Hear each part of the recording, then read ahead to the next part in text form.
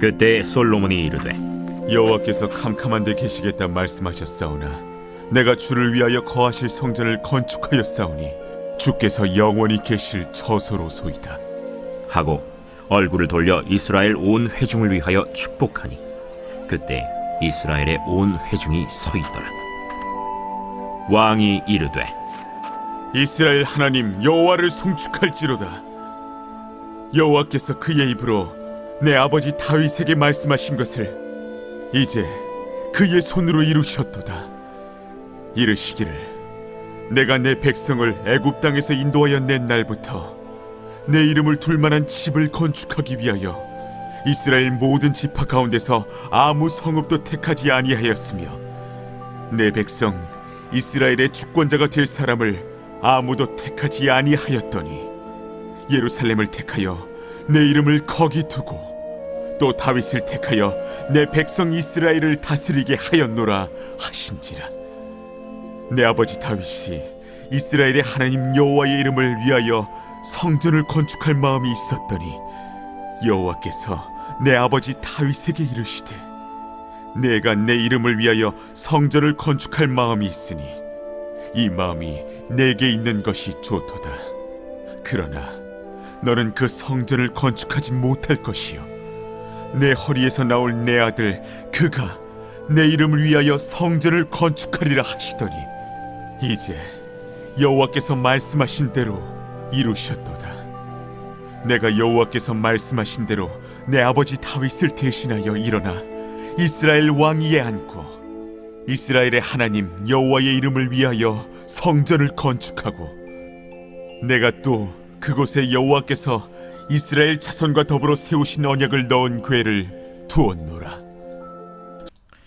여러분 반갑습니다. 오늘도 큐티로에는 기막힌 하루입니다. 본 말씀 역대하 6장 1절부터 11절의 말씀입니다. 자, 이제 성전은 완공되었습니다. 그리고 언약궤를 성전 안으로 모신 솔로몬은 온 이스라엘 백성들과 이제 헌당 예배를 하나님 앞에 드립니다. 자, 오늘도 주어진 말씀을 통해 우리에게 주신 하나님의 음성을 우리가 함께 듣기를 원합니다. 자, 오늘 솔로몬은 이제 본격적인 예배를 시작하면서 1절에 그때 솔로몬이 이르되 여호와께서 캄캄한 데 계시겠다고 말씀하셨사오나 라고 합니다. 자, 그런데 이 말씀에서 우리가 좀 잘 이해되지 않는 부분이 있죠. 그것은 하나님이 캄캄한 데 계시겠다고 하신 점입니다. 여러분, 우리가 알기로 하나님은 영광 가운데 계시고 또 빛이라고 하셨는데 왜 하나님이 캄캄한 데 계신다고 합니까? 이게 무슨 의미입니까? 자, 오늘 이 말의 의미를 아는 것에 아주 중요한 메시지가 숨어 있습니다. 자, 여기 캄캄하다라는 말의 히브리어 아라펠은 매우 어두운 이 먹구름을 의미합니다. 그러니까 하나님이 캄캄한 데 계시다는 말은 저 높은 하늘, 그것도 먹구름 뒤에 계시는 하나님이라는 뜻입니다. 자, 여러분, 이것이 무엇을 의미합니까? 그것은 바로 이스라엘과 하나님과의 거리를 의미합니다. 이제까지 이스라엘 백성들에게 하나님은 저 높은 하늘에 그것도 먹구름 뒤에 숨어 계시는 멀리 계시는 하나님이었습니다.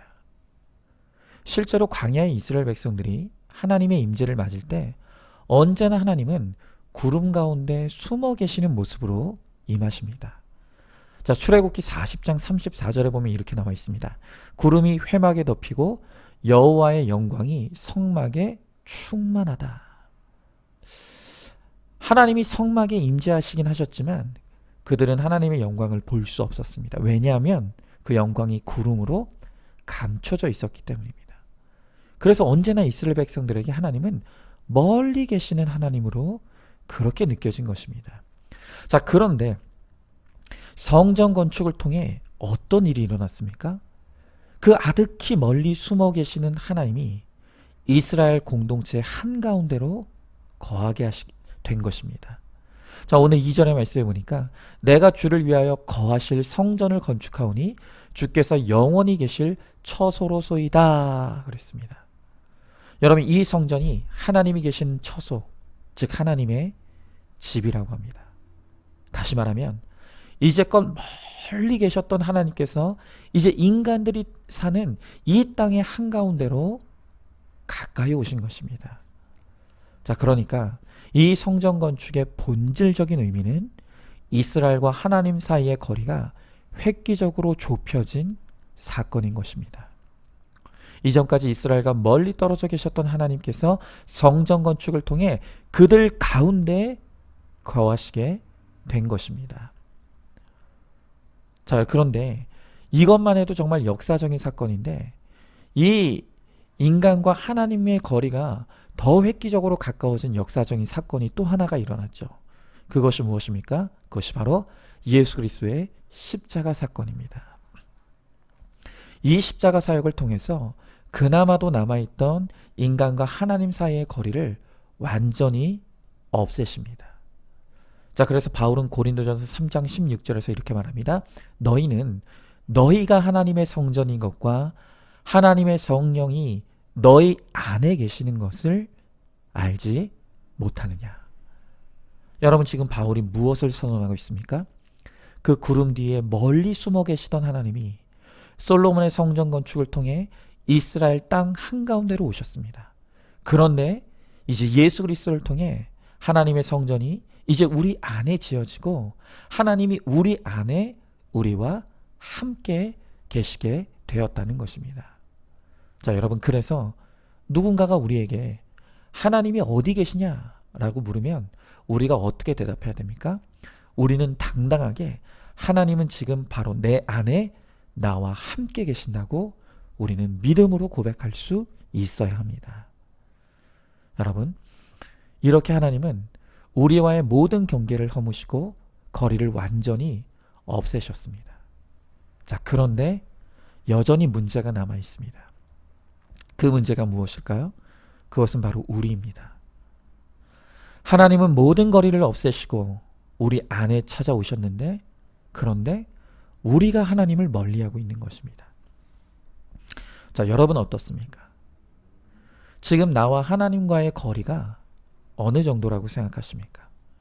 혹시 오늘 여러분들 가운데 여전히 하나님이 저 구름 뒤에 멀리 숨어 계시는, 캄캄한 데 계시는 하나님처럼 느껴지지 않습니까? 예배도 등한시하고 큐티는 아예 끊어버린 채로 하나님을 저 멀리 아득한 그 캄캄한 곳에 거하시게 하고 있지는 않느냐는 것입니다.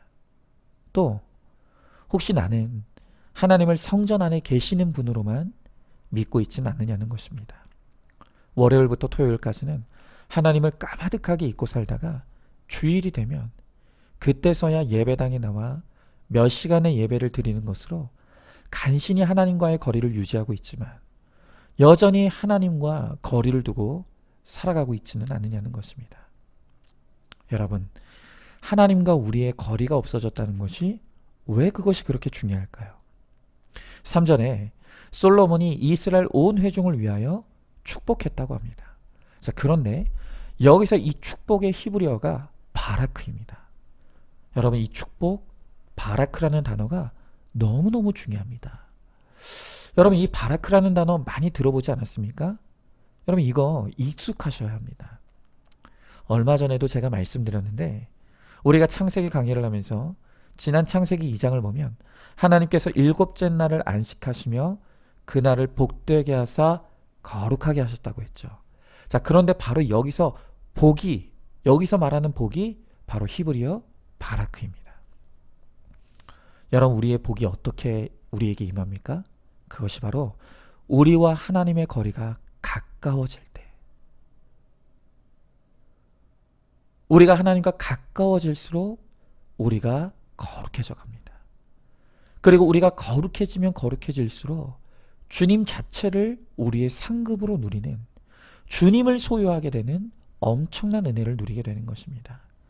그래서 우리는 나와 주님의 거리를 끊임없이 좁혀가야 하는 것입니다. 여러분, 그러면 우리가 어떻게 해야 하나님과 더 가까워질 수 있습니까? 이미 말씀드렸듯이 하나님은 이제 저 멀리 구름 뒤에 숨어 계시는 하나님도 아니고 성전 안에 갇혀 계시는 하나님도 아닌 우리 안에, 우리와 이미 함께하고 계시는 하나님이십니다. 그러므로 우리가 공동체로 모여 예배와 모임에 힘쓰고 날마다 큐티를 통해 하나님의 음성을 듣고자 할 때 우리가 하나님께 드리는 시간만큼 하나님과 교제할 수 있고 하나님과 동행할 수 있습니다. 우리가 24시간을 하나님 앞에 드리면 하나님이 우리와 24시간을 함께 하신다는 것입니다. 그런데 그렇게 하나님이 내 안에 오셨는데도 하나님을 찾는 예배도 하지 아니하고 모이지도 않고 큐티도 하지 않으면 바로 그것이 하나님을 캄캄한 데 계시게 하시는 것입니다. 여러분, 제가 여러 번 고난이 임할 때 두 종류의 사람이 있다고 말씀드렸습니다. 한 종류의 사람은 고난이 오면 그 고난 때문에 말씀을 덮는 사람입니다. 또 한 종류의 사람은 고난이 오면 그 고난 때문에 말씀을 펴는 사람입니다. 여러분, 그런데 고난이 왔다고 말씀을 덮는 사람은 스스로 캄캄한 데 들어가 하나님과 단절되는 것입니다. 그러면서 하나님이 어디 계시냐고 원망하고 불평을 쏟아냅니다. 여러분, 저는 이런 분을 볼 때마다 너무 마음이 아픕니다. 심지어 그 모습을 보는 것이 너무너무 괴롭습니다.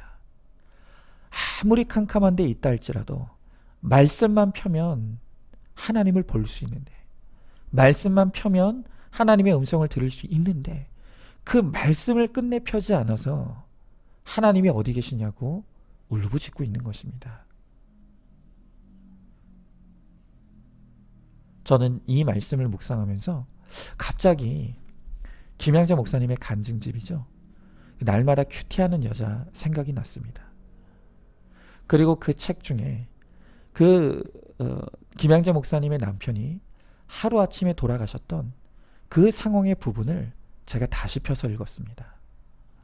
여러분, 김양자 목사님에게도 남편이 죽는 사건은 정말 캄캄한 흑암의 사건이었다고 했습니다. 그런데 그 흑암에서 어떻게 나올 수 있었습니까? 제가 지금 이 시간 그 책의 그 부분을 그냥 한번 읽어드리겠습니다. 물론 여러 번 들은 간증입니다. 그러나 다시 한번 그 사건 속에서 어떻게 김양재 목사님이 흑암에서 빠져나올 수 있었는지 그 책을 제가 그대로 읽어드릴 테니까 여러분들은 깊이 음미하며 다시 한번 들어보시기 바랍니다. 자, 제가 읽어드리겠습니다. 막상 남편이 떠나고 나자 구원받은 생각은 다 잊어버리고 멍해졌습니다. 남편이 저보다 훨씬 더 성실하고 강한 사람인데 하나님께서 더 좋은 일꾼으로 쓰실 수도 있을 텐데 왜 그렇게 빨리 데려가셨을까? 너무 불공평하다는 생각이 들었습니다.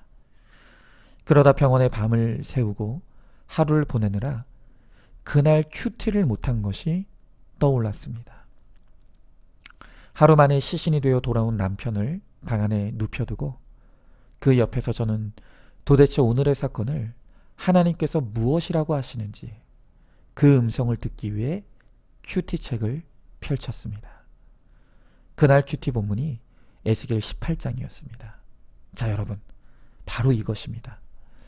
어떤 캄캄한 흑암의 사건 가운데서도 큐티 책을 펼치는 것, 이것이 바로 내 안에 나와 함께 하시는 하나님을 누리는 비결인 것입니다.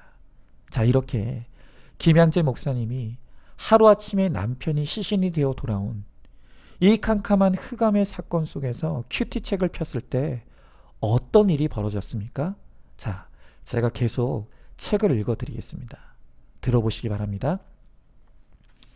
나름대로 순종하며 살아온 내게 왜 이런 일을 허락하시나? 목숨을 내놓고 기도했는데 남편을 데려가신 것이 불공평하지 않은가? 이런 저의 생각에 공평하다는 말씀으로 정확한 대답을 주셨습니다. 저는 하나님이 공평하다고 하시니 공평하다고 그대로 믿어졌습니다. 이날의 말씀을 위해 그동안 큐티를 해왔다고 해도 과언이 아닙니다.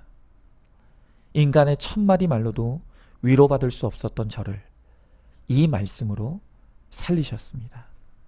저는 그날 큐티 노트에 남편의 구원, 할렐루야 하고 느낌표를 얼마나 적었는지 모릅니다. 여러분, 그렇습니다.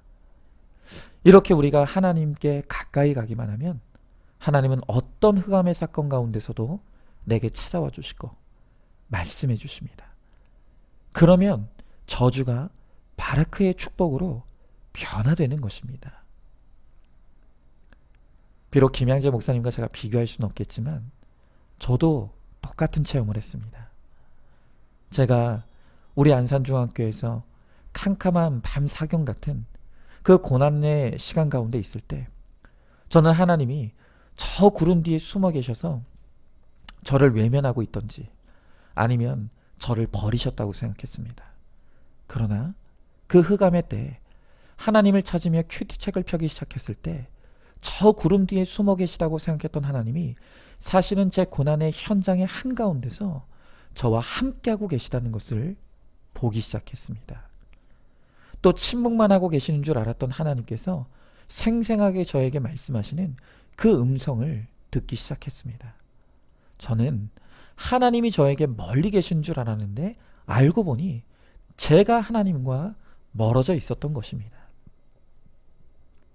그렇게 어두운 가운데 하나님을 보게 되고 또 하나님의 음성을 듣게 되니 말씀이 깨달아지고 고난이 해석되어졌고 그래서 말씀의 적용과 순종을 이룰 때 그 고난이 바라크의 축복으로 변화되는 것을 체험하면서 정말 제가 살아나고 교회가 살아나는 것을 제 두 눈으로 똑똑하게 목격한 것입니다.